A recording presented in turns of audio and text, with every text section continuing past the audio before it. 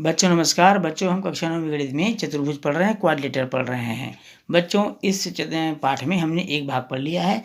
आज हम पढ़ेंगे दूसरे भाग को। बच्चों हमने पूर्व भाग में कुछ प्रयोगों को देखा था। बच्चों यहाँ हम कुछ महत्वपूर्ण प्रश्नों को देखेंगे बच्चों, जो परीक्षा के दृष्टिकोण से बहुत महत्वपूर्ण हैं। तो चलिए शुरू करते हैं बच्चों। प्रश्न पहला को बच्चों, प्रश्न पहला है, संलग्न समांतर चतुर्भुज ए बी सी डी की भुजाओं ए बी और सी डी के मध्य बिंदु क्रमशः एक्स और वाई है। सिद्ध कीजिए कि ए एक्स सी वाई समांतर चतुर्भुज है। एक बार और प्रश्न को सुन लेंगे। संलग्न समांतर चतुर्भुज ए बी सी डी की भुजाओं ए बी और सी डी के मध्य बिंदु क्रमशः एक्स और वाई है। सिद्ध कीजिए कि ए एक्स सी वाई समांतर चतुर्भुज है। चलिए बच्चों सिद्ध करते हैं। ए एक्स सी वाई एक समांतर चतुर्भुज होगा। चूंकि ए बी सी डी एक समांतर चतुर्भुज है, हमको प्रश्न में दिया हुआ बच्चों ए बी सी डी एक समांतर चतुर्भुज है, एक समांतर चतुर्भुज है। ए बी बराबर सी डी तथा ए बी समांतर सी डी समांतर चतुर्भुज की भुजाएं हैं बच्चों। यहाँ लिख सकते हैं आप समांतर चतुर्भुज की भुजाएं, समांतर चतुर्भुज की ये भुजाएं हैं। ए बी बराबर सी डी और ए बी समांतर सी डी। ए बी का मध्य बिंदु, ए बी का मध्य बिंदु एक्स तथा सी डी का मध्य बिंदु वाई है। मध्य बिंदु क्या है बच्चों? वाई है। अर्थात ए बी बराबर होगा 1/2 ए एक्स और सी डी बराबर हो जाएगा बच्चों 1/2 वाई सी, अर्थात सी डी वाई सी का आधा होगा। इसी प्रकार ए बी ए एक्स का आधा होगा। इसीलिए बच्चों, इसलिए ए बी समांतर सी डी तथा ए एक्स समांतर सी वाई, ए बी बराबर सी डी।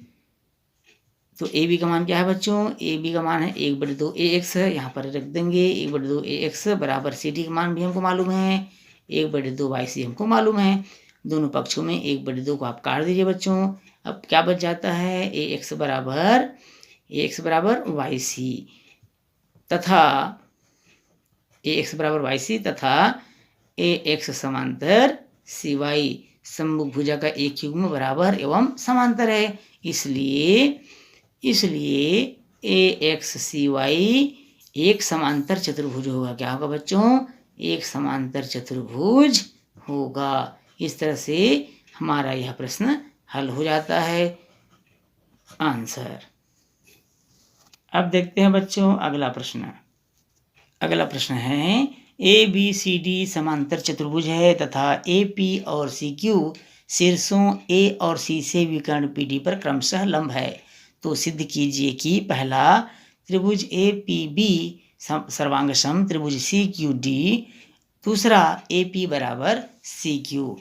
तो प्रश्न को भली भांति देख लीजिए बच्चों, आकृति का अवलोकन कर लीजिए, फिर चलते हैं इसके हल की ओर। दिया है, सबसे पहले हम चलेंगे बच्चों। दिया है, क्या दिया है? ए बी सी डी एक समांतर चतुर्भुज है। ए बी सी डी एक क्या है बच्चों? समांतर चतुर्भुज है तथा ए पी और सी क्यू, ए पी और सी क्यू शीर्षों ए और सी से विकर्ण बी डी पर क्रमशः लंब है। क्या है बच्चों? लंब है। सिद्ध करना है हमको। क्या सिद्ध करना है बच्चों? सिद्ध करना है, पहला, दो प्रश्न दिया हुआ है। पहला, त्रिभुज ए पी बी सर्वांगसम है त्रिभुज सी क्यू डी के, और दूसरा दिया हुआ है बच्चों ए पी बराबर सी क्यू। चलते हैं बच्चों उपपत्ति की ओर।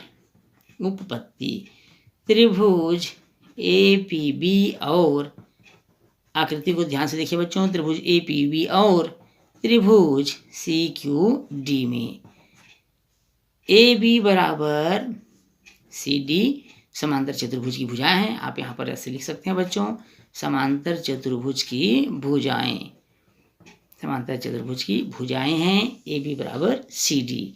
कोण ए पी बी बराबर होगा कोण सी डी क्यू के। प्रत्येक 90 अंश के हैं बच्चों, प्रत्येक समकोण है।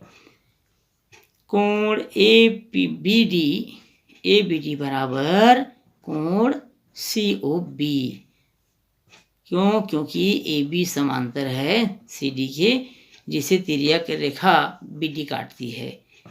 तो ए बी समांतर सी डी लिख सकते हैं इसको। अब देखेंगे इसलिए क्या होगा बच्चों, त्रिभुज ए पी बी सर्वांगसम हो जाएगी त्रिभुज सी क्यू डी के। कौन सा नियम यहाँ पर लगता है बच्चों, कोण कोण भुजा सर्वांग समता। यहाँ पर यह नियम लागू होता है, कोण कोण कोण कोण कोण भुजा सर्वांग समता। इससे यह क्या हो जाता है बच्चों, सिद्ध हो जाता है हमारा पहला प्रश्न। तथा जब ये सर्वांग सम होंगे तो भुजाएं आपस में क्या होंगी बच्चों, बराबर हो जाएंगी। तो ए बी और सी क्यू भी क्या हो जाएंगे, बराबर हो जाएंगे, और हमारा दूसरा प्रश्न भी सिद्ध हो जाएगा। तो इस तरह से हमारा दोनों प्रश्न क्या हो जाता है, सिद्ध हो जाता है। अब आइए देखते हैं बच्चों अगले प्रश्न को। बच्चों प्रश्न है, समलंब चतुर्भुज ए बी सी डी की भुजा ए डी का मध्य बिंदु ई तथा ए बी समांतर डी सी है। मध्य बिंदु ई से होकर ए बी के समांतर खींची गई रेखा बी सी के एफ पर मिलती है। सिद्ध कीजिए कि एफ रेखाखंड बी सी का मध्य बिंदु है। क्या सिद्ध करना है बच्चों, सिद्ध कीजिए कि एफ रेखाखंड बी सी का मध्य बिंदु है। बच्चों यहाँ पर दिया है, सबसे पहले हम देखेंगे हमको प्रश्न में क्या ज्ञात है। दिया है समलंब चतुर्भुज, क्या दिया है बच्चों, समलंब चतुर्भुज ए बी सी डी ये हमको दिया हुआ है। और यहाँ पर ए ई बराबर है डी ई के तथा ए बी समांतर है डी सी व ए बी समांतर है किसके, ई एफ के। ये हमको ज्ञात है बच्चों। सिद्ध क्या करना है हमको, सिद्ध करना है, क्या सिद्ध करना है, बी एफ बराबर सी एफ, ये हमको सिद्ध करना है। अब चलते हैं बच्चों उपपत्ति की ओर। उपपत्ति ए बी समांतर डी सी तथा ए बी समांतर ई एफ, ये हमको प्रश्न में ज्ञात है अर्थात दिया हुआ है। इसलिए ए बी समांतर होगा ई एफ के, ये समांतर होगा डी सी के। ए बी समांतर ई एफ समांतर डी सी तिर्यक छेदी रेखा ए डी से, ध्यान समझेंगे बच्चों, तिर्यक छेदी रेखा ए डी से ए ई बराबर ई डी अंतःखंड काटती है। इस तरह से आप लिख लेंगे बच्चों, अंतःखंड काटती है। और जब अंतःखंड काटती है तब एफ क्या होगा, एफ रेखाखंड बी सी का मध्य बिंदु होगा। एफ रेखाखंड बी सी का मध्य बिंदु होगा। और हमको क्या करना था बच्चों, यही सिद्ध करना था, और हमारा सवाल इसके साथ ही सिद्ध हो जाता है। बच्चों इस प्रश्न के साथ ही कक्षा 9वीं गणित में चतुर्भुज क्वाड्रिलेटरल यहीं समाप्त होता है। बच्चों वीडियो अच्छा लगे तो वीडियो को लाइक और शेयर करिएगा। यदि आप चैनल में नए हैं तो चैनल को सब्सक्राइब करना बिल्कुल नहीं भूलिएगा। बच्चों आपसे फिर मिलेंगे एक नए अध्याय में नए प्रश्नों के साथ। तब तक के लिए नमस्कार।